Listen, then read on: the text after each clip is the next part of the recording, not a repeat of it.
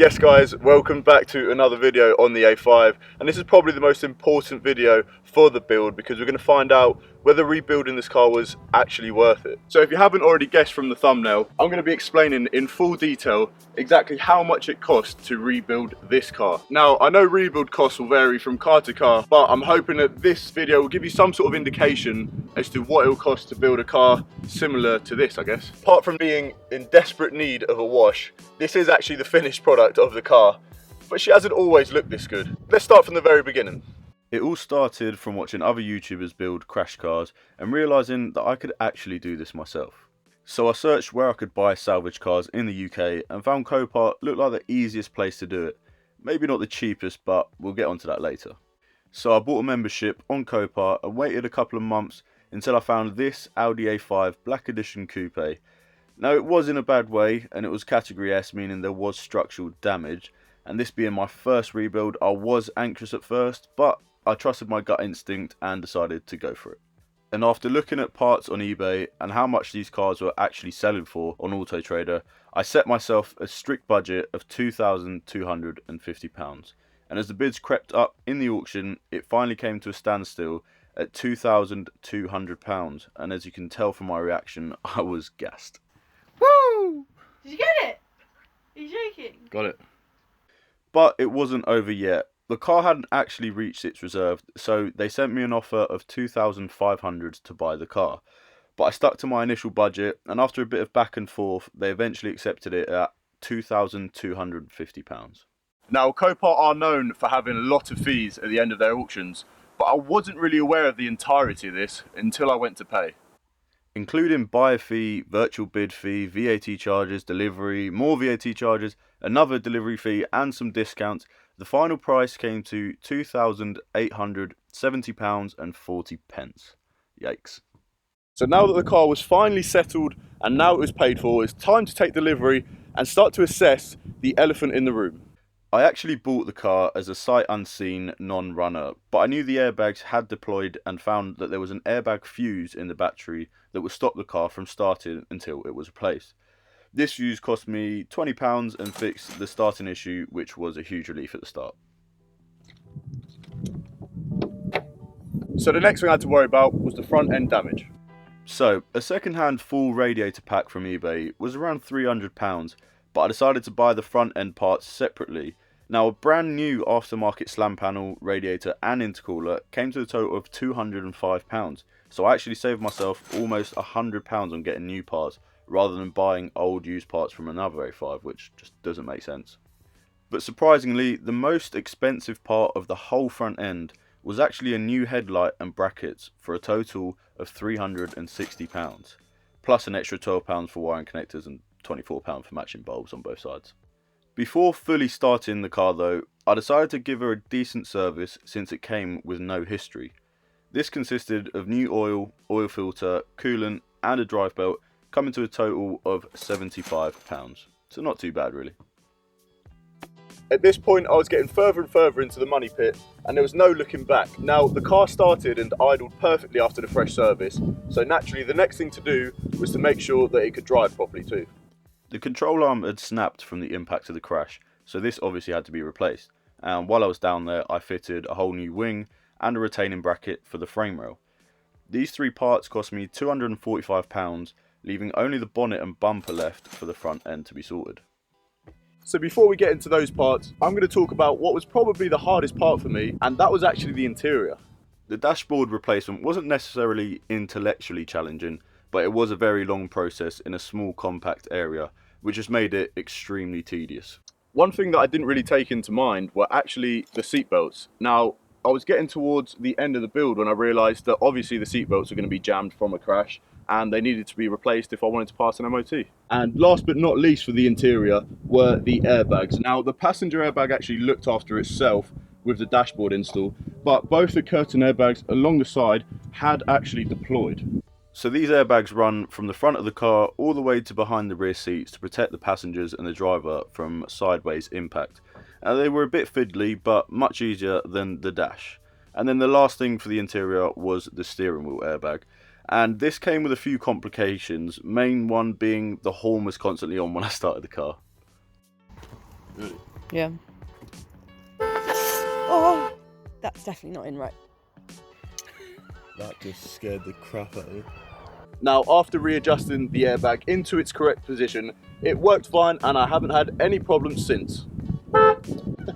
Now, all in all, the whole interior rebuild cost me £545. Now, £545 was a bit more than I was expecting for the interior, but considering the amount of things that actually needed to be replaced, this was actually pretty cheap. With the inside of the car all sorted, it was back to sorting out a bumper for the car, and I managed to pick one up off a Facebook group for £360. I decided I would save some money here and paint it myself, and the longest part of this process was actually sanding the bumper to prepare it for primering. I did this by hand and it literally took me a whole day to get it smooth. I also had to buy a headlight washer for the bumper, and with all of these parts and materials needed for a respray, the total came to £415.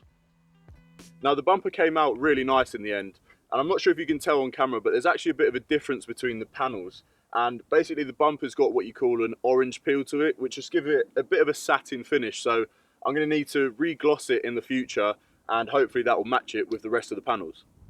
Now, if you watched the previous videos, you'll know I still had a dodgy bonnet, and after asking around a few body shops, no one really wanted to take on the job of sorting it out for me. So instead of paying £500 for a new one from Audi that was only primered, I waited 4 months to eventually find someone breaking an A5 with the exact same colour code as mine. And the car did have front end damage, but luckily the bonnet was actually intact. So after a long trip to Cambridge, we loaded up the bonnet and it was finally time to get it home. Shot the van, that would be a cool shot, go on. Hey, peace out. Now, I managed to buy the bonnet for the bargain price of £250, and with fuel and expenses on top of that, we can add £300 to the total. I got pretty lucky in my opinion, as it's almost impossible to find a facelift bonnet in good condition, as most A5s that I saw for parts were all front end damaged. Now, last but not least, I had to make sure that the car was ready for its MOT, and this meant I had to get new tyres. I managed to get a good deal on some brand new Dunlop Sport Max tyres at the price of £450 for a set of 4. That's not too bad really, considering they are 20-inch rims. I also had to get the windscreen replaced, as the impact of the crash had pushed the bonnet backwards onto the windscreen and cracked it. This cost me £200. And that brings us to today. Now, I hope you guys are still with me. I know that was a hefty list, but we are finally at the end. So, the A5 is about to get the wash it finally deserves, and while it does, I can reveal the final cost of rebuilding the Audi.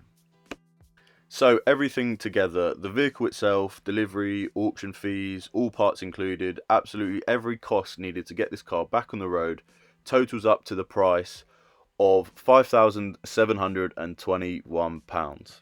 Now, you guys can decide whether you think that's a good price or not, but let me know in the comments if you think it was worth it or if you think I've just been wasting my time.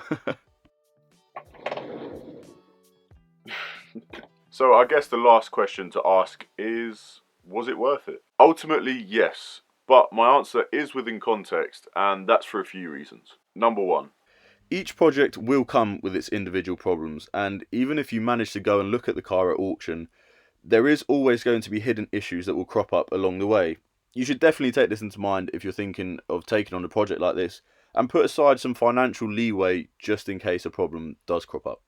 Number two, all of the work that was done on the car was pretty much by myself and in a public car park or roadside.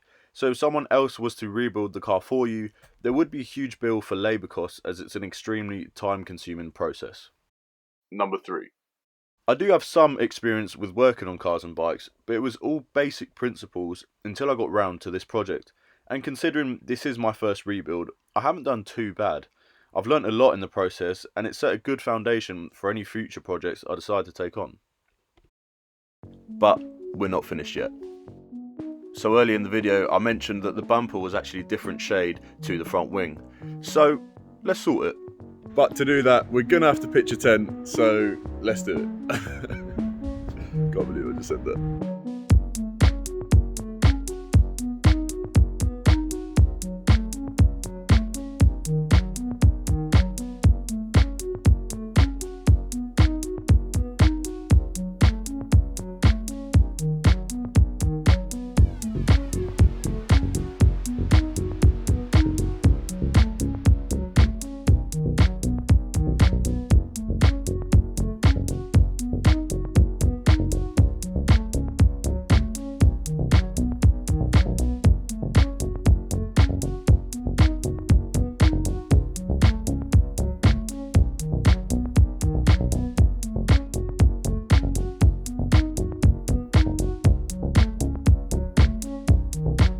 Right, we've got the gazebo set up now, so let's take a look inside and see what we're gonna do.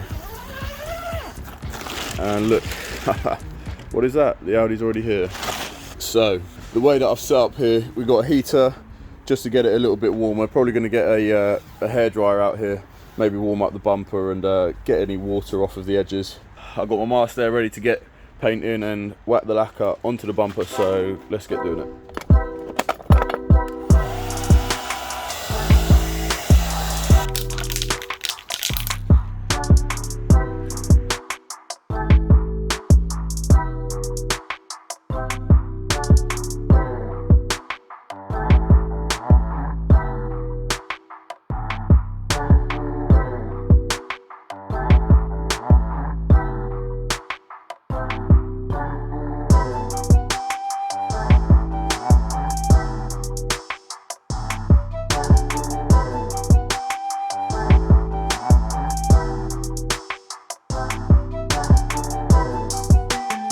Right, so we've just finished up the last layer of lacquer onto the bumper and it's looking pretty good actually.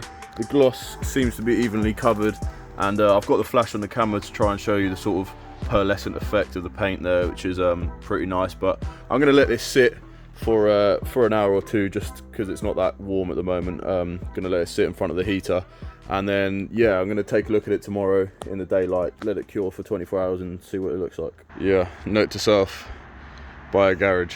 Don't buy a gazebo, because then you have to take it down again when it's getting dark and everything's freezing. Can't feel my fingers.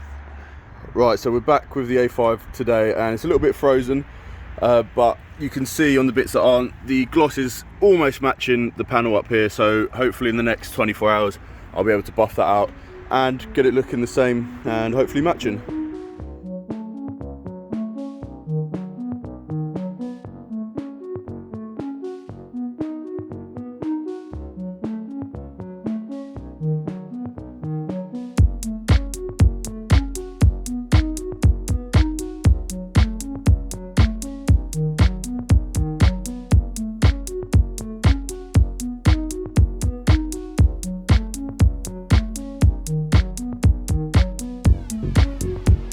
Right, that's going to be everything for the video today. Thank you all for watching. Recently I hit 500 subs as well, so shout out to everyone supporting. I appreciate you all. And if you want to get some early previews of my videos and some of the projects I'm working on, head over to my Instagram. I'll put it up here somewhere. Until then, cheers for watching. See you next time.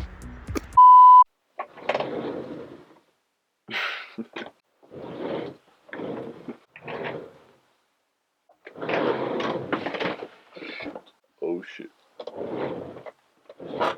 And number 3.